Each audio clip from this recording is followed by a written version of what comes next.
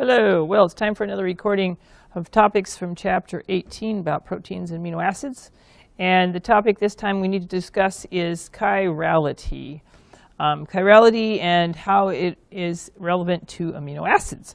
Certain amino acids are chiral, and why is that? Now, in case you noticed it, it was in your text in Chapter 14, but I did not enter that discussion in Chapter 14. So, if you looked at these examples here, what do they all have in common? Not all of these will strike you as something unique, but if you think about it, each of them has something unique about it. If you wanted to sit in that desk, you'd only like it if you're right-handed. If you wanted to use that baseball glove, it would only work for you if you like to catch with your left hand. And if you use those corkscrews, they only go in one direction and out if you turn them in the opposite direction. Same thing with snail shells. So these things have a thing we describe as handedness. Handedness, it's when a mirror image is available that is exactly the opposite of the first item. And so your left hand is the mirror image of your right hand. The molecule shown at the right here happens to be an amino acid. The amino group is here. That's an NH3 group. And the acid group is the carboxylate ion here. And those are two groups on this molecule that you can readily see, and the last group down here is a methyl group. And this molecule would therefore be the amino acid alanine. And apparently, if it has a mirror image form, the one on the left side of the dashed line is exactly the opposite, or what you'd see if you reflected in a mirror. These take some thinking, so don't feel like you're going to figure this out immediately. Give us a little bit of time. Okay, so when these molecules have mirror images, we describe them as being chiral. They have handedness. Think in terms of what this prefix on this word might remind you of. If you've ever heard of a chiropractor, they work with their hands, and I'm not quite sure of any other examples that come up in common usage, but handedness is called chirality, and that means they have to have two different, unique, not the same, mirror image forms. When a molecule is achiral, it doesn't have handedness. So there's certain compounds that are not chiral and others that are. So if their mirror image forms are the exact same thing, then they are superimposable. When it's achiral, that is the case. The example shown at the bottom here is an example of a molecule where the one on the left side is exactly the mirror image as the one on the right side, but they are the same thing. If you laid one on top of the other, you'd get the same exact lineup of parts, and so you could tell the molecules are the same thing. They are not chiral. Now, one way to look for a chiral molecule is to look for a symmetry plane. A symmetry plane is going to be right down the middle of an object, so that one half the object becomes is a way of looking at a mirror image of the other half. And so if you look at this molecule, it has a symmetry plane because the same thing occurs on the left side and the right side of that line. On the other molecule at the top here, if you look at the symmetry plane, well, there's something unique. There is a nitrogen group on the right side of the symmetry plane and a hydrogen on the left on one example. And if you look at through the middle of this compound, the nitrogen group is on the left and the hydrogen is on the right. So they're different. So if the molecule has a mirror plane where they're the same on both sides, it is not chiral. There are more ways than that to tell when something is chiral. So let's look at some examples.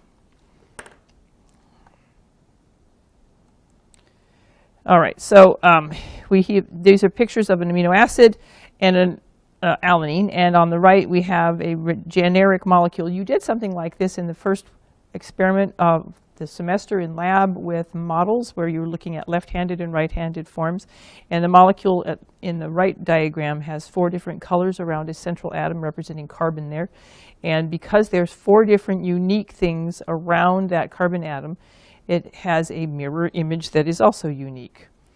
So things that have superimposable mirror images or symmetry planes, if you cut them right down the middle so that one half of the object is the same as the other half, then it is not chiral. So you take this chair, if it's an ordinary looking chair and its mirror image is over there on the other side of that mirror, if you will, but the mirror plane sliced down the middle of the chair is exactly the same as the other half of the chair. So this chair is indeed achiral. So what does this have to do with amino acids? Why are amino acids going to have chirality? Well, the first example I showed you is alanine. And we're looking for the symmetry plane. And the symmetry plane down the middle of the molecule over on the right, namely propane, shows you that the molecule is achiral because it doesn't have anything different on the left side and the right side of that symmetry plane.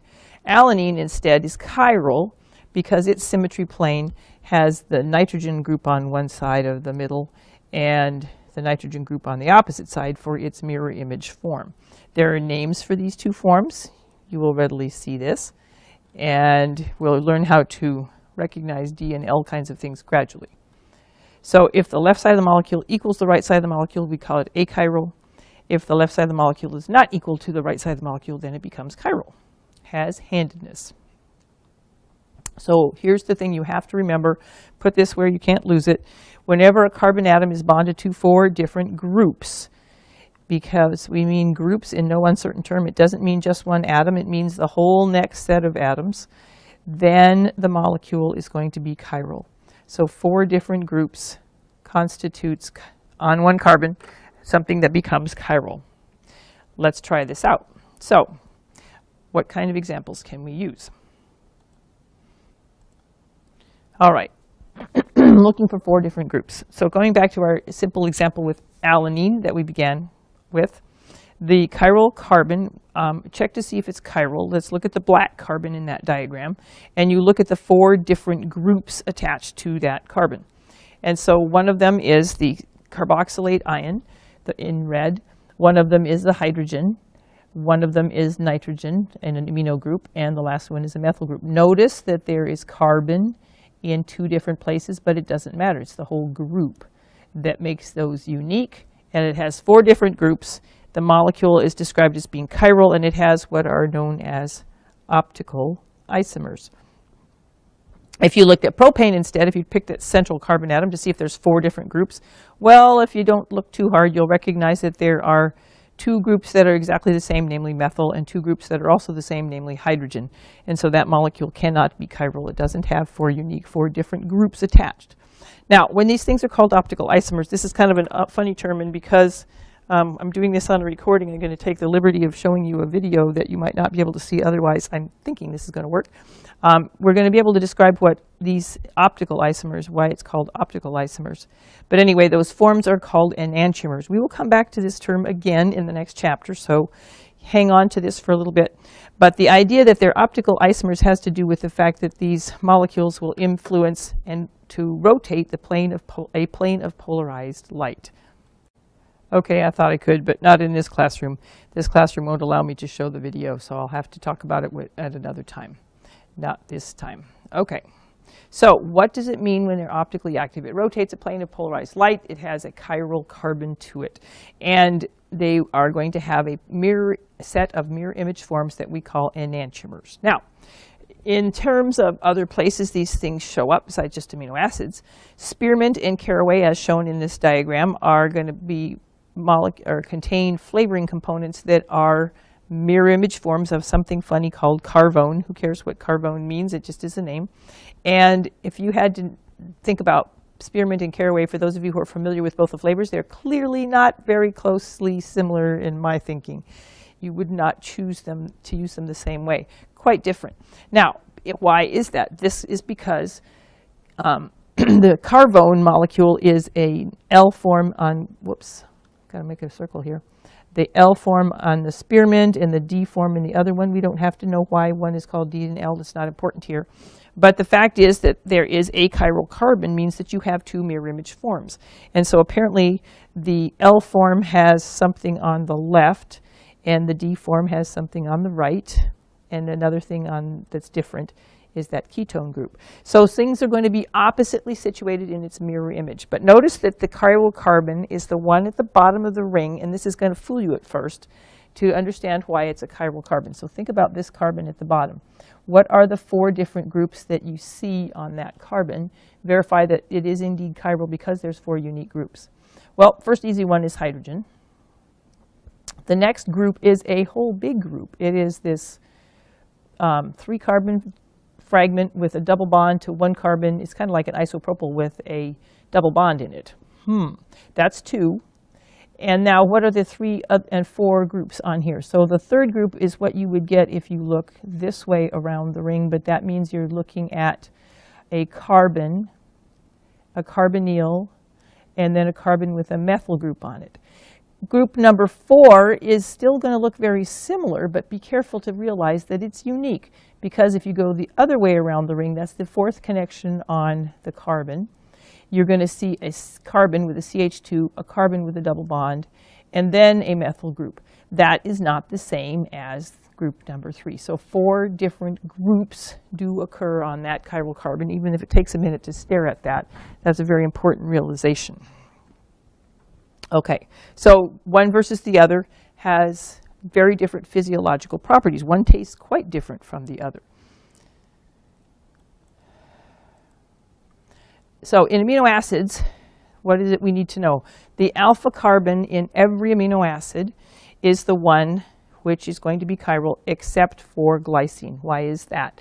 So remember that the structure of the amino acid has an amino group, and we typically represent them charged. An alpha carbon, I'll draw it black this time, or I'll try to. Black for the alpha carbon. And then we have an acid group after that. They're all going to have these parts. And in addition, there will be obviously something else, like typically a hydrogen on that carbon, and then the side chain. Now, if the side chain is anything besides hydrogen, then the carbon becomes a chiral carbon. And we will typically kind of note the carbons that are chiral by an asterisk, so we keep track of them. Sorry about that. Oh my goodness. Let's see if I can fix that diagram from the stray pen marks. Okay, so the chiral carbon is noted with an asterisk here. So as long as you have a side chain that is something other than hydrogen, which is what glycine has, the chiral carbon is the alpha carbon in all amino acids.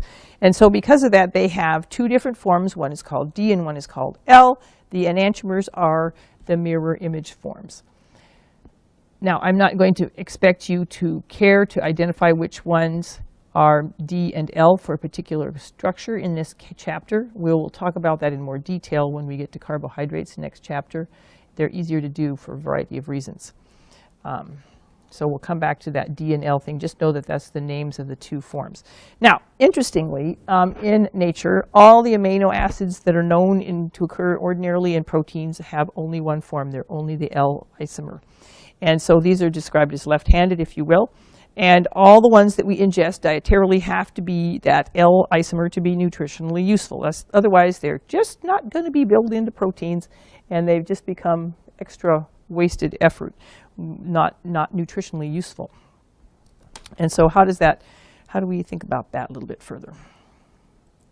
So if you've seen my photo at the start of this discussion with a shelf of amino acid supplements, this is off the shelf at Walmart, just pick one, and you see all of these different amino acids, if you recognize their names. Arginine, glutamine, and lysine are all apparently things that people take for heart health, muscle health, skin and tissue health, but they better be the L isomers or they will be of no particular benefit to us whatsoever. All right, another interesting point is NutraSweet. NutraSweet is AKA aspartame.